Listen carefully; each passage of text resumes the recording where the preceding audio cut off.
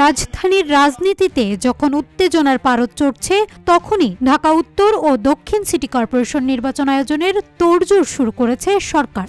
দীর্ঘদিন ধরে মেয়রবিহীন এই দুই নগরীতে নাগরিক সেবা চরমভাবে ব্যাহত হওয়ায় পরিস্থিতি সামাল দিতে নির্বাচন আয়োজনের পথে হাঁটছে অন্তর্বর্তী সরকার। প্রশ্ন উঠেছে, এই তড়িঘড়ি করে নির্বাচন দেয়া কিসের ইঙ্গিত দিচ্ছে? রাজনৈতিক অস্থিরতা, জনদুর্ভোগ ও নির্বাচনের দাবিতে রাস্তায় নেমে পড়েছে বিরোধী দলগুলোর নেতাকর্মীরাও। এরই মধ্যে ঢাকার রাজপথে ইশরাক হোসেনকে মেয়র হিসেবে দায়িত্ব দেওয়ার দাবিতে টানা আন্দোলন চলছে। সব মিলিয়ে নতুন করে গরম হচ্ছে নগর রাজনীতি। গণমাধ্যমের বরাত দিয়ে স্থানীয় সরকার মন্ত্রণালয় সূত্রে জানা যায়, সংশোধিত সিটি কর্পোরেশন অধ্যাদেশ ২০২৪ অনুযায়ী নির্বাচিত জনপ্রতিনিধি না থাকায় নাগরিক সেবা মারাত্মকভাবে বাধাগ্রস্ত হচ্ছে। এ প্রেক্ষিতে খুব শীঘ্রই নির্বাচন কমিশনকে নির্বাচন আয়োজনের অনুরোধ জানিয়ে চিঠি পাঠাবে মন্ত্রণালয়। তবে সরকার মনে করে, স্থানীয় সরকারের কার্যকারিতা ফেরাতে দ্রুত নির্বাচন প্রয়োজন।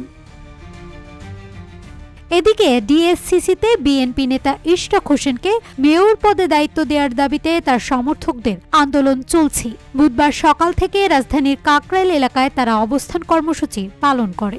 মধ্যরাত অবধি ইশরাক নিজেও আন্দোলনকারীদের সঙ্গে ছিলেন। এর আগে জুলাই আন্দোলন ও জাতীয় নাগরিক পার্টির ঢাকা শাখার এক সদস্য প্রধান নির্বাচন কমিশনকে চিঠি দিয়ে দুই সিটিতে দ্রুত নির্বাচন আয়োজনের অনুরোধ জানান। তিনি চিঠিতে উল্লেখ করেন, ২ কোটিরও বেশি মানুষ জনপ্রতিনিধিহীনতায় মৌলিক অধিকার থেকে বঞ্চিত হচ্ছেন।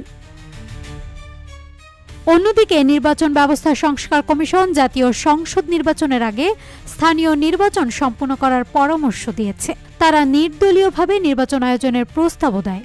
তবে বিএনপি ও মিত্ররা জাতীয় নির্বাচনের আগে স্থানীয় ভোটে অংশ নিতে নারাজ। তারা ডিসেম্বরের মধ্যে জাতীয় নির্বাচনের দাবিতে সরকারকে চাপ দিয়ে যাচ্ছে। এদিকে বিএনপির সুরেই কথা বলছেন সেনাপ্রধান ওয়াকারুজ্জামান। আগামী ডিসেম্বরের মধ্যে জাতীয় নির্বাচন হওয়া উচিত বলে মনে করেন তিনি। সেনাপ্রধান জানান, এ বিষয়ে তার অবস্থান আগের মতোই। দেশের ভবিষ্যৎ পথ নির্ধারণের অধিকার একটি নির্বাচিত সরকারের রয়েছে বলে তিনি মনে করেন।